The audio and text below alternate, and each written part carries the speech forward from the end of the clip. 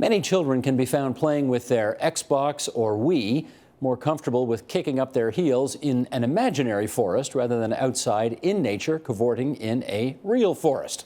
Artist Robert Bateman wants to change that, and he joins us now to tell us about his efforts to connect children with nature. And it's great to have you back in this studio. Great to be back, too. What was it, 15 years ago you were last here? Something like that. It must be. It was during one of my books, I think. I was on a book tour. So this is long overdue, and we're glad to have you back. It's an honor. I must confess, in reading about your background, this term I had not heard before until I heard of it connected with you. A nature deficit disorder. We all know about attention deficit disorder, but you think kids are suffering from nature deficit disorder. I do indeed. And you said connect kids with nature. I'd like to say reconnect. Because all through evolution, and even when we weren't kids, human beings played out in nature, even when we weren't human beings. All creatures were out in nature until about 15 years ago. There's been a huge change. I'm told that the average young person in North America spends 7 hours a day, 7 days a week. They don't take the weekend off looking at a screen. Frightening. That's almost an 8-hour day. So it's in our DNA to be outdoors, but somehow we've lost it. Indeed, and these new electronic things, whether kids are looking at the either handheld screens all the way up to TV screens, are so seductive to all kinds of wiring in our brain. And kids since the 50s have been wired to start with watching Saturday morning cartoons, which was kind of the beginning. I used to give talks in the 60s saying that the parents of the future's idea of family values will be based on the Flintstones, because this is what the kids are. Now, these are the parents of these kids, and to them it's okay, keep a kid quiet, put them on a screen. Now, we know about the issues around obesity with children sitting on the couch and just pigging out and watching. But you've got, I guess you've got a more profound concern, which is if we get disconnected from nature, it's in some respects the beginning of the end of so much. Can you go into that? Yes, absolutely. There's a great book by the guru. There's a movement starting that nobody knows about it. We're going to try to change that. Richard Louv, he's a San Diego, you might have interviewed him. Did he coin the term? He coined the term. Nature he wrote the book. disorder. He wrote the book Last Child in the Woods. And he says that if kids spend a significant time out in nature, you have less obesity, obviously, less attention deficit disorder, less depression, less suicide, less drug abuse, less alcohol abuse, and higher marks. And what are the main problems facing kids? I just gave you the list. Okay, so what is it about nature that reconnecting with it takes that away? It's magic. It's a mystery. Let me give you a couple of examples. Well, one in our local, I live on Salt Spring Island, in our local school there. British Columbia. British Columbia, yeah, sorry. Our local school there, Fulford, before they had a budget for the jungle gym, the kids just played around out in nature, climbed trees and jumped back and forth across the creek. Then they got the budget for the jungle gym and the man-made stuff, apparatus, and the principal at the time said immediately the kids' behavior went down in class. More bullying, more arguing, less attention in class than when they just played out in nature, climbed trees, got all muddy. We don't really know why, but there's a lot of... you think there's a connection? Absolutely. There's a lot of work being done now in physiology and universities all over the place on the connection between brains and the sort of unstructured area of nature. There's a movement in Japan, and this is my last example on this, it's called forest therapy. And they take uptight office workers from downtown Tokyo. If anybody's uptight, it's an office worker in downtown Tokyo. And they go for a walk in the woods. And by the way, Tokyo is full of little bits of forests in the shrines and temples and parks they have. All they do is go for a walk in the woods for under an hour. Their blood pressure comes down. Their cortisol, fight or flight hormone comes down. Their acuity improves. Not hormones, but the immune system improves. Okay. And they go back in the office, way better, more efficient workers. And all they do is go for a walk in the woods. There's evidence that the trees are spritzing stuff that your cells, of course, evolved for, like the pine trees. You walk in the woods and you want to take a breath, and your cells rejoice. And now, I don't know. There's huge research being done on it, but it's magic. All you know is is real. It works. It works. Yeah. Attention deficit disorder is a real clinical psychological term. Yes. Is nature deficit disorder a real clinical psychological term? No. Well, Richard Louv says he doesn't want to call it a real clinical because he's a sharp journalist. but there's more and more evidence that it is.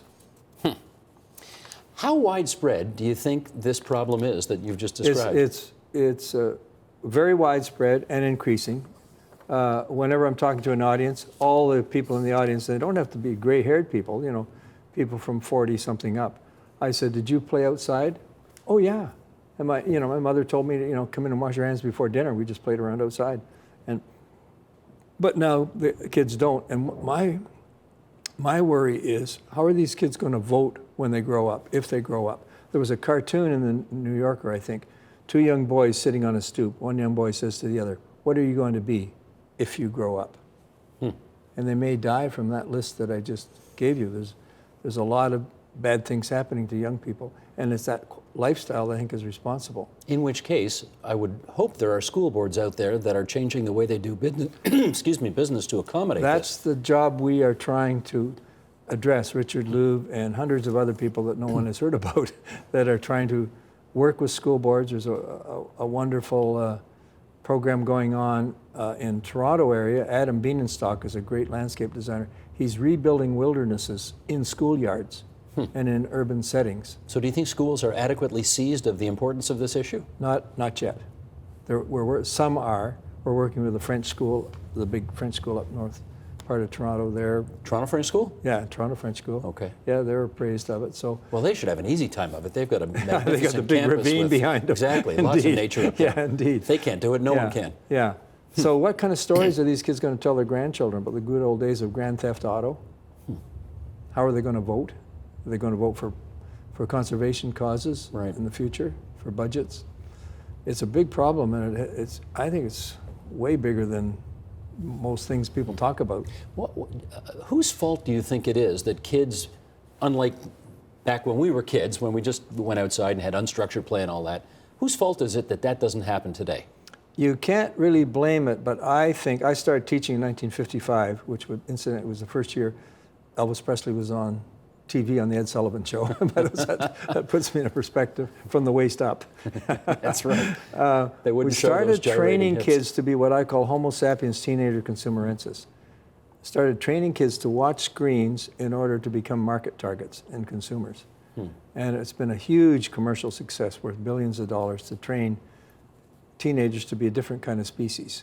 And now there's something about the buzz of electronics, the sizzle, that kids can't resist. Irresistible. Yes. Do television programs, Planet Earth, that kind of thing, do they, in your view, do an adequate job about all of what we're talking about? They're part of the helpful end, and people like Attenborough and Suzuki.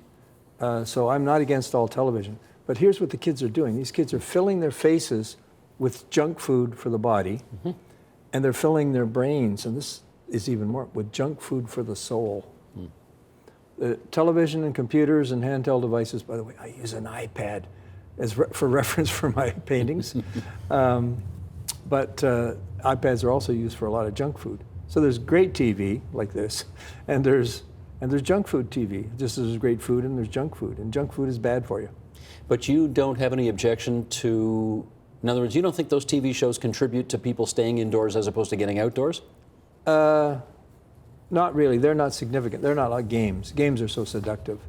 I think the games are the greatest threat. And then there's all this personal junk, sort of it's kind of a cacophony of narcissism that goes on staring at these things. Right. But watching the odd good show where you're getting information, that's a good idea.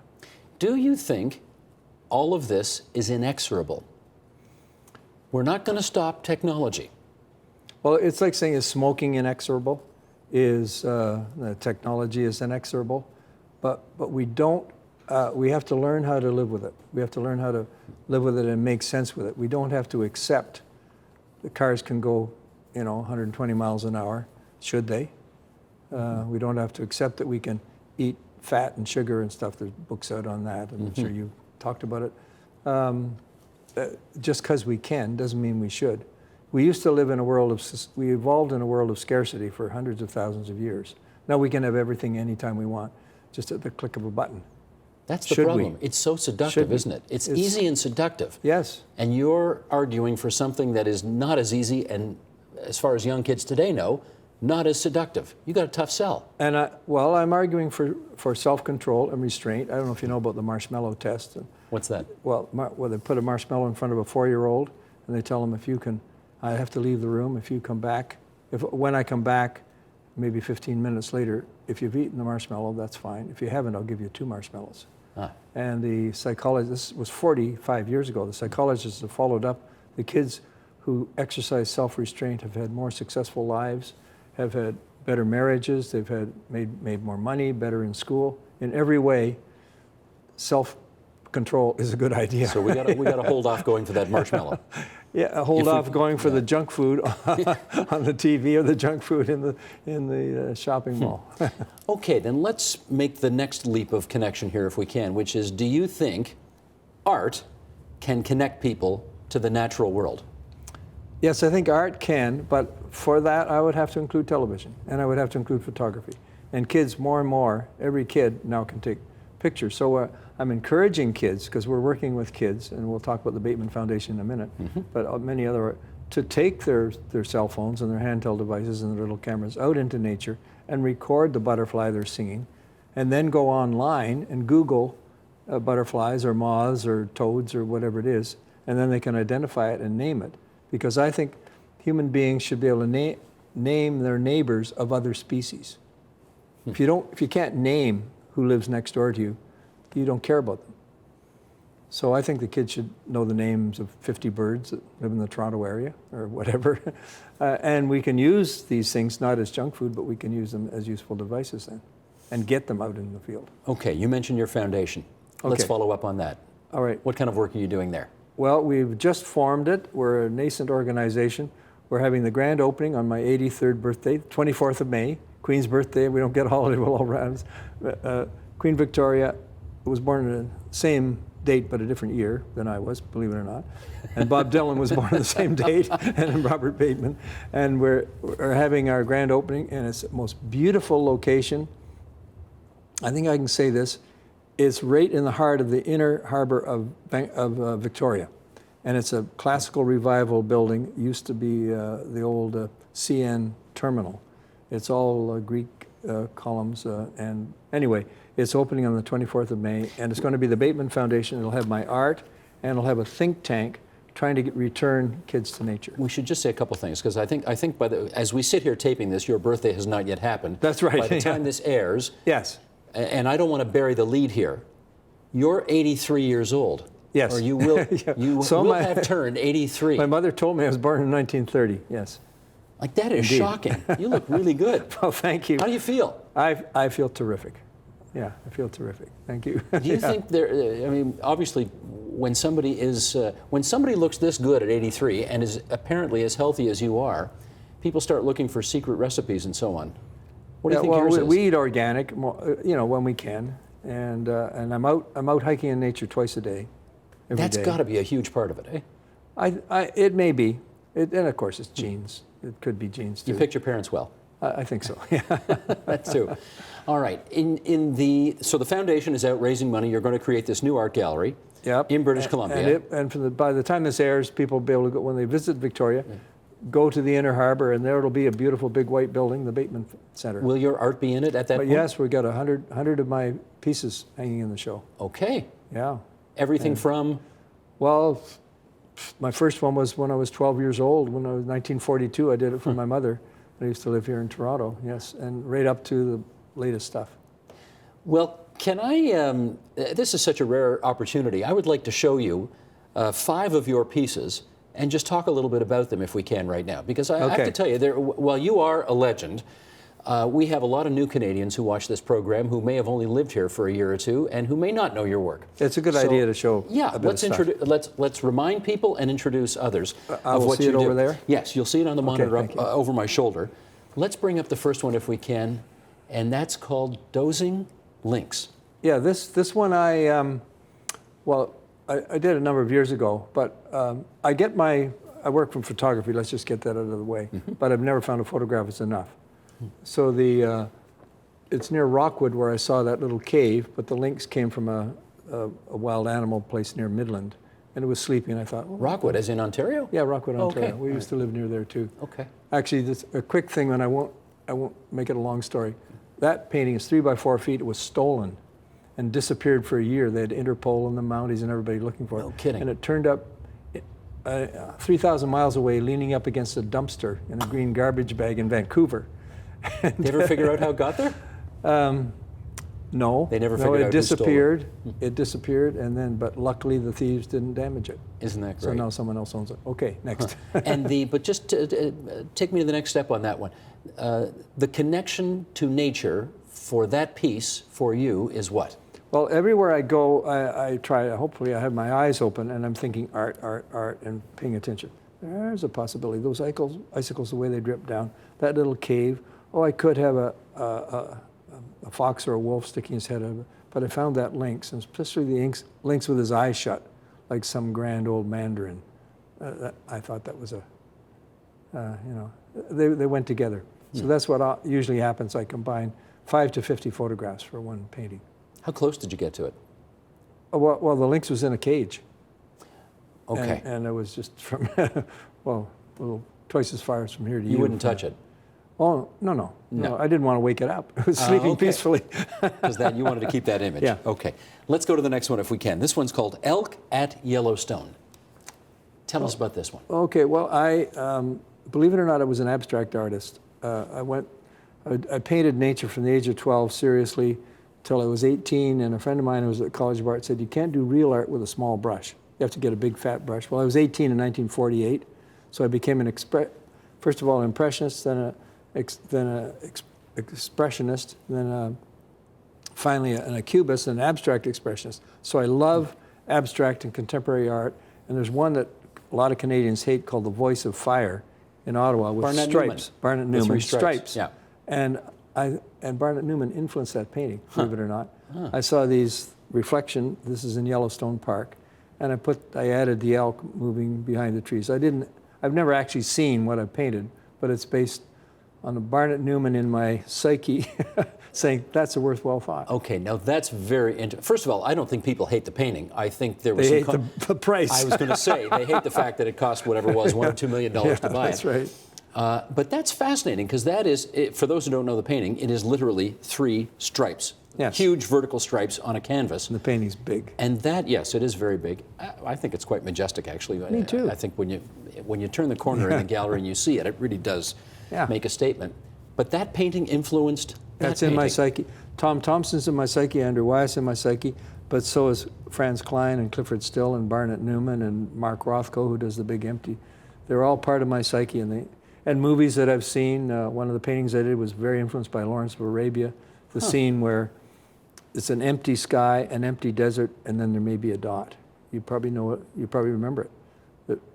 No, there isn't nothing. Oh, it's a mirage. No, it's a dot. If it's a dot, it's a human being. Right. And it's Omar Sharif. Yes. Right. I do remember that. But David Lean having that big empty space with a dot influenced another painting I did with a little lone wildebeest baby all by itself that's made 2 mistakes. It didn't realize it was supposed to follow its mother, and it lost track of its mother and didn't realize it was supposed to follow the herd, and it'll be a hyena snack before the night's over. So it's a very lonely painting influenced by Mark Rothko and David Lean.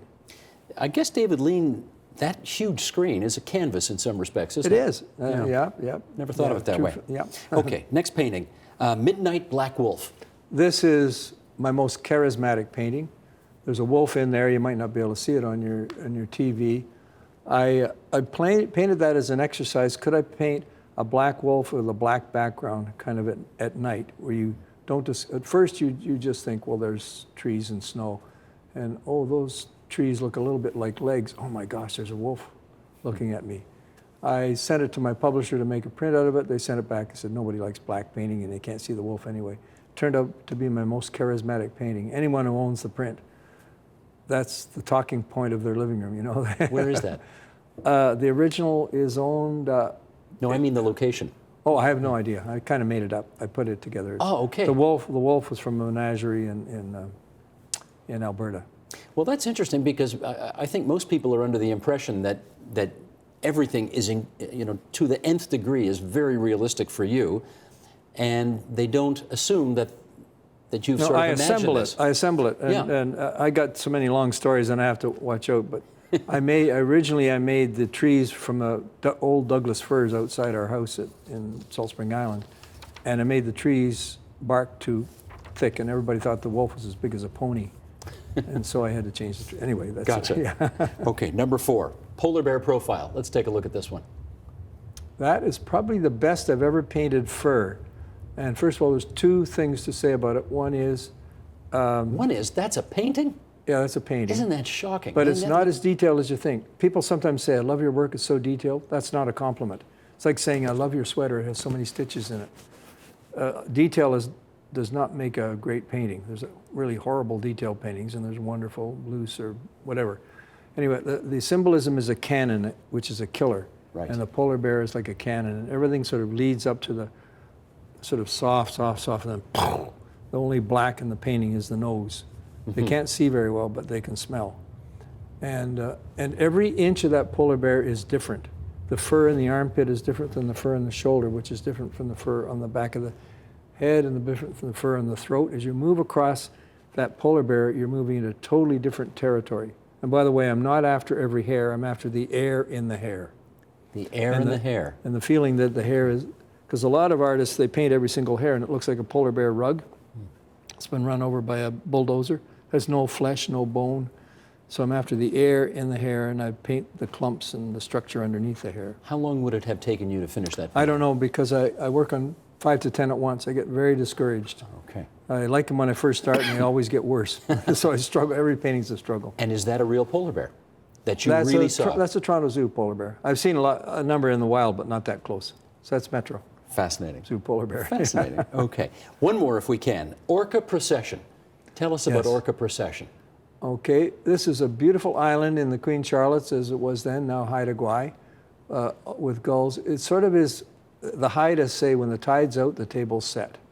There is a feast of mussels and various seaweeds and clams, et cetera, And then I assembled a procession of orca, or killer whales, swimming by as a setting. It's misty and foggy, which is a Bateman hallmark. I don't love bright, sunny weather. It's okay to walk out in and get the infrared or ultraviolet rays, but I like mist because it shows the layers going back. And so this is, killer whales have great family, they get together as families and units. And by the way, the leader is always the matriarch, the mother.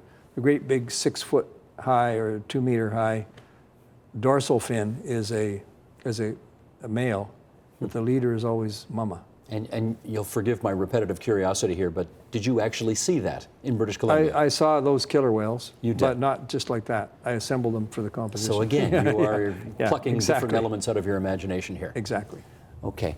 In our last few minutes here, let's just sort of come full circle and talk about whether or not you think your paintings can inspire people to go for that relationship with the outdoors and with nature that we started our conversation about. Well, in answer to that, I don't do it for that reason. I am a proselytizer with my words. I write bunches of essays. Maybe I'll get on your blogs into that, because I have a lot of opinions, as you can tell. But I'm told that my paintings do. In fact, I'm told, and it's kind of touching, my books are used in palliative care centers, and people find them there's something about, and I don't know why, because you can look through beautiful National Geographics and books of photographs, why particularly my paintings. It's a mystery. It's that je ne sais quoi about, does art and what the artist brings to it have any meaning? But that's not for me to say. I don't know, but I'm told it does. There's something soothing about your work in a palliative care setting that helps? I'm told. That's what I'm told. Yeah, Okay. And I'm told that kids in schools love it and spend time looking for it, and little kids do as well. So that's not my field. It's other people have observed it and told me about it. We've got about a minute left here, and I want you to take us 20 years into the future when you're 103 and still painting. Thank you.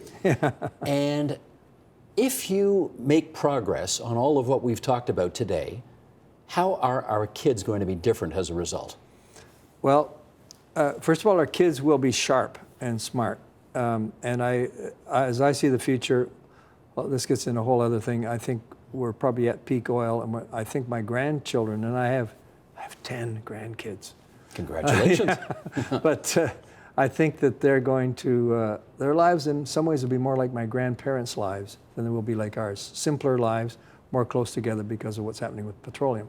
But that's a different topic. So I think that will happen. I hope that they will become more sensitive, and this is what my efforts are directed at, and hundreds of other organizations that we haven't heard of, but we hope the Bateman Foundation can be a mouthpiece to tell about Scouts Canada and Parks Canada and so many other organizations we're working with to change kids' thinking and attitudes. As soon as you acquaint kids with this, they love it, and they become almost like new people. So I hope that that will have taken hold, and there'll be less junk food in every way for the soul and for the body. And for the stomach. That is my dream. And often when I give lectures, I close with a quote from a great 20th century philosopher. His name is John Lennon. He says, "Some may call me a dreamer, but I'm not the only one." Amen to that. That's a phenomenal song as well. Yes. What a great pleasure for us to have you in this studio for this much time to talk about your great work and your great quest, and good luck with your new museum that your foundation has put together in British Columbia. Thanks so much, Robert Bateman. Thank you so much. It's a delight. great pleasure for me. Support Ontario's public television. Donate at tvo.org.